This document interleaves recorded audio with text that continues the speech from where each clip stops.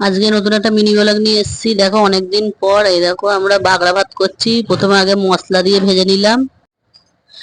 আজ একটা নতুন মিনি ব্লগ নিয়ে এসেছি। আমরা দেখো হায়দ্রাবাদের স্টাইলের আজকে রান্না করছি ভাত, বাগড়া ভাত। আর প্রথমে চিকেন রান্না হচ্ছে, পেঁয়াজটা পুরো ভাজা ভাজা হয়ে গেল, আদা রসুন দিয়েছি, তারপরে বাগড়া ভাতটা পুরো রেডি হয়ে গেছে। দেখো চাল আর ছোলার ডাল দিয়ে করছি। তারপরে চিকেন রান্নাতে হলুদ দিয়ে দিলাম, মশলাটা করছি, কষা কষা করছি, কষা কষা করে চিকেন দিয়ে আলু দিয়ে হবে মশলাটা ভালো। তারপরে ঘি দিলাম, ঘি দেওয়ার পর তারপরে ধনে পাতা, আদা রসুন দেবো, দিয়ে ভাতটা রান্না করব।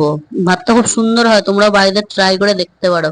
ওই দেখো ধনে পাতাটা দিলাম, ধনে পাতা আর কাঁচা লঙ্কা দেওয়ার পর ওটা ঘি দিয়েছি, একটু ঘিটা গরম হয়ে যাবার দিয়ে ভালো করে আদা রসুন দিচ্ছি। দেখো আদা রসুনটা দিয়ে এবার ওটাকে ভাজা ভাজা করবো, ভাজা ভাজা করে